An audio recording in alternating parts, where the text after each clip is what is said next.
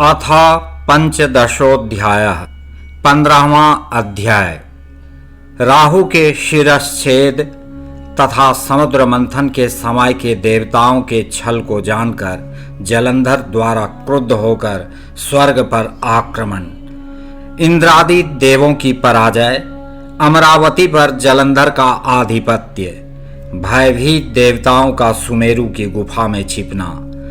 सनत कुमार बोले, एक बार वृंदा का पति वह वीर तथा उदार बुद्धि वाला समुद्र पुत्र जलंधर अपनी पत्नी वृंदा एवं समस्त असुरों के साथ बैठा था। उसी समय अत्यंत प्रसन्न महातेजस्वी मूर्त स्वरूप तेज पुंज के समान भासित होते हुए शुक्राचार्य दसों दिशाओं को प्रकाशित करते हुए वहां आए। उन गुरु को आते हुए देखकर प्रसन्न मन वाले उन सभी असुरों तथा जलंधर ने भी शीघ्र आदर पूर्वक उन्हें प्रणाम किया।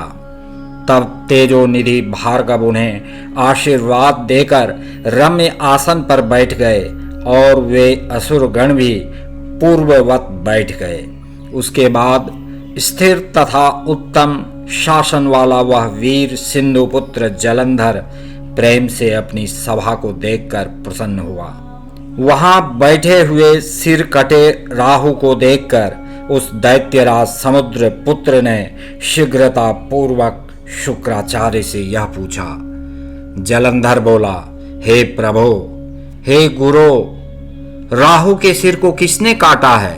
हे गुरु, उस संपूर्ण वृत्तांत को मुझे ठीक ठीक बताइए। सनत कुमार बोले, समुद्र पुत्र जलंधर का यह वचन सुनकर भृगु पुत्र शुक्राचार्य शिवजी के चरण कमलों का स्मरण करके यथार्थ रूप में कहने लगे। शुक्र बोले, हे जलंधर, हे महावीर, हे असुरों के सहायक, तुम सुनो, मैं सारा वृत्तांत तुमसे यथार्थ रूप से कह रहा हूं। पूर्व समय में विरोचन का पुत्र तथा हिरण्यकशिपु का प्रपौत्र वीर बलवान और धर्मात्मा बलि नामक दैत्य हुआ था। उससे पराजित हुए इंद्र सहित सभी देवता जो स्वार्थ साधन में अत्यंत निपुण थे, विष्णु की शरण में गए और उन्होंने अपना संपूर्ण वृत्तांत उनसे कहा। हे तात, तब छल कर्म में निपुण उन देवताओं ने उन विष्णु की आज्ञा से अपने कार्य की सिद्धि हेतु असुरों के साथ संधि कर ली। इसके बाद विष्णु के सहायक उन सभी देवताओं ने अमृत के लिए असुरों के साथ आदर पूर्वक समुद्र मंथन किया। तत्पश्चात दैत्य शत्रु देवताओं ने समुद्र मंथन से उत्पन्न हुए रत्न स्वयं हरण कर लिए और यत्न पूर्वक छल से अमृत ग्रहण कर लिया तथा उसका पान भी कर लिया। तदनंतर अमृत पान से बलशाली हुए इंद्र सहित उन देवताओं ने विष्णु की सहायता से असुरों को पराजित कर दिया। इंद्र के सर्वदा पक्षपाती उन विष्णु ने देवताओं की सभा में अमृत पीते हुए राहु का शिरश्छेदन कर दिया। सनत कुमार बोले, इस प्रकार शुक्राचार्य ने अमृत के लिए देवताओं द्वारा कराए गए समुद्र मंथन, राहु के शिरश्छेदन, रत्नों के अपहरण, दैत्यों के पराभव और देवों द्वारा किए गए अमृत पान, इन सब का विस्तार पूर्वक वर्णन किया। तब अपने पिता समुद्र का मंथन सुनकर क्रोध के कारण रक्त नेत्रों वाला वह महावीर तथा महाप्रतापी समुद्र पुत्र जलंधर कुपित हो उठा। इसके बाद उसने शीघ्र ही घस्मर नामक अपने उत्तम दूत को बुलाकर उससे सारा वृत्तांत कहा, जिसे आत्मवान गुरु शुक्राचार्य ने बताया था। तत्पश्चात बहुत प्रकार से सम्मानित करके तथा अभय देकर अपने उस कुशल दूत को उसने प्रेम पूर्वक इंद्र के समीप भेजा। उस समुद्र पुत्र जलंधर का वह बुद्धिमान दूत घस्मर बड़ी शीघ्रता से सभी देवगणों से युक्त स्वर्गलोक को गया। वहां जाकर वह दूत शीघ्र ही सुधर्मा सभा में पहुंचकर बड़े अहंकार के साथ देवराज इंद्र से यह वचन कहने लगा। घसमर बोला, समुद्र पुत्र जलंधर सभी दैत्यों का अधिपति, महाप्रतापी एवं महावीर है तथा शुक्राचार्य उसके सहायक हैं। मैं उसी वीर का घसमर नामक दूत हूं और वस्तुतः घसमर अर्थात भक्षक नहीं हूं। उसी वीर के द्वारा भेजे जाने पर मैं आपके पास आया हूं। सर्वत्र अप्रतिहत आज्ञा वाले महान बुद्धिमान तथा संपूर्ण देवताओं को जीतने वाले उस जलंधर ने जो कहा है उसे आप सुनिए। जलंधर बोला, हे देवाधम, तुमने किस कारण से पर्वत के द्वारा मेरे पिता समुद्र का मंथन किया और मेरे पिता के सारे रत्नों का अपहरण किया? तुमने यह उचित नहीं किया। उन रत्नों को अभी शीघ्र लौटा दो और विचार करके देवताओं सहित मेरी शरण में आ जाओ, अन्यथा हे सुराधम, तुम्हारे समक्ष बहुत बड़ा भय उपस्थित होगा तथा तुम्हारा राज्य नष्ट भ्रष्ट हो जाएगा।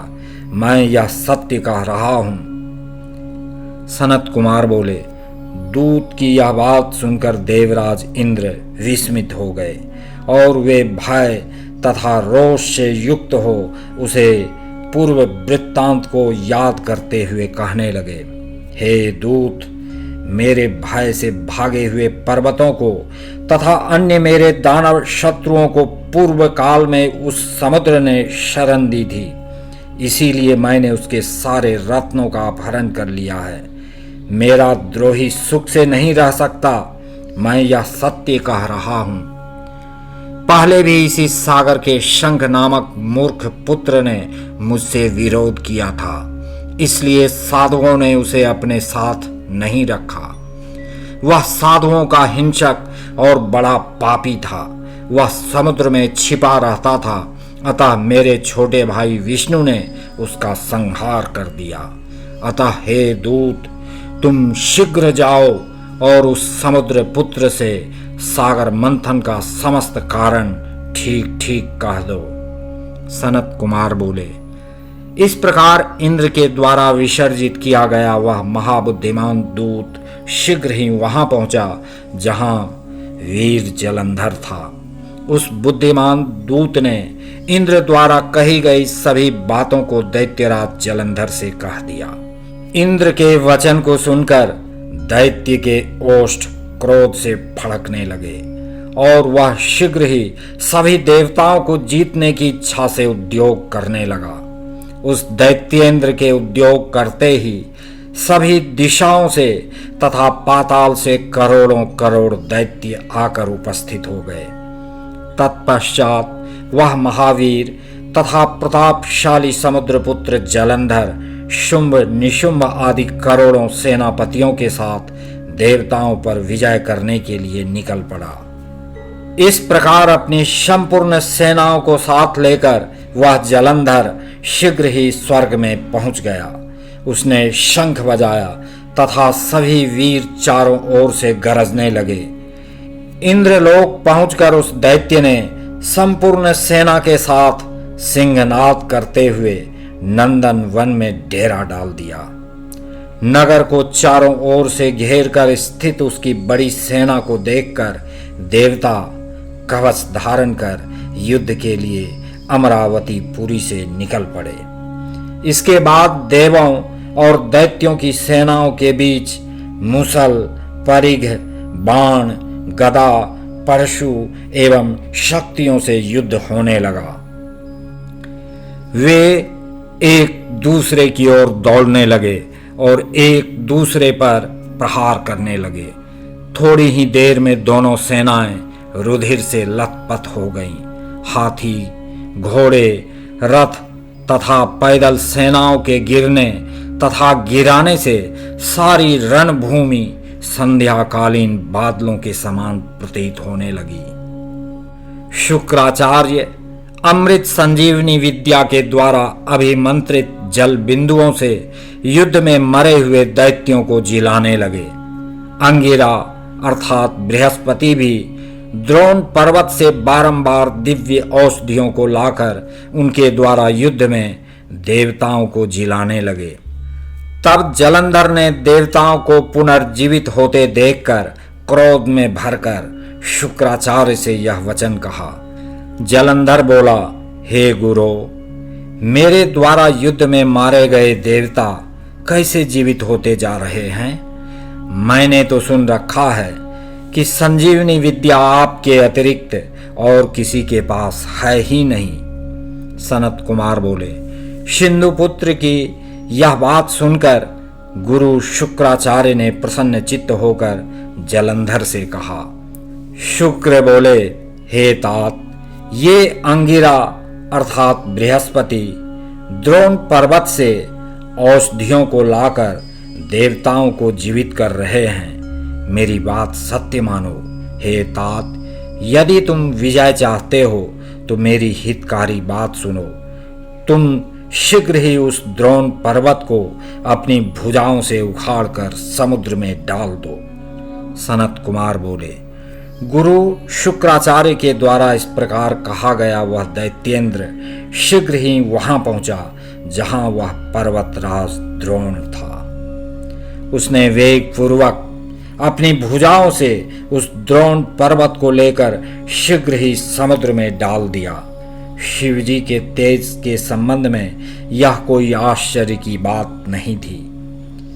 इसके बाद वह महावीर जलंधर विशाल सेना लेकर पुनः युद्ध स्थल में लौट आया और अनेक प्रकार के शस्त्रों से देवगणों का संहार करने लगा। तब देवताओं को मरा हुआ देखकर देव पूजित देवगुरु द्रोण पर्वत पर गए, परंतु उन्होंने उस पर्वतराज को वहां नहीं देखा। दैत्य के द्वारा पर्वत को अपहृत जानकर देवगुरु भय से विह्वल हो उठे और आकर के व्याकुल चित्त होकर देवताओं से वे कहने लगे। गुरु बोले, हे देवताओं, तुम लोग भाग जाओ। महापर्वत द्रोण अब नहीं है। निश्चय ही समुद्रपुत्र जलंधर ने उसे ध्वस्त कर दिया है। सभी देवताओं का मर्दन करने वाला यह महादैत्य जलंधर जीता नहीं जा सकता है, क्योंकि यह रुद्र के अंश से उत्पन्न है। हे देवताओं, यह जिस प्रकार उत्पन्न हुआ है तथा जैसा इसका प्रभाव है उसे मैं जानता हूं। शिवजी का अपमान करने वाले इंद्र की संपूर्ण चेष्टा को आप लोग स्मरण कीजिए। सनत कुमार बोले, देवताओं के आचार्य बृहस्पति के द्वारा कहे गए उस वचन को सुनकर भय से व्याकुल हुए उन देवगणों ने विजय की आशा त्याग दी और उस दैत्यराज के द्वारा चारों ओर से मारे जाते हुए इंद्र सहित सभी देवता धैर्य त्याग कर दसों दिशाओं में भाग गए। तब देवगणों को पलायित देखकर सागरपुत्र दैत्य जलंधर ने शंख, भेरी तथा जयध्वनि के साथ अमरावतीपुरी में प्रवेश किया।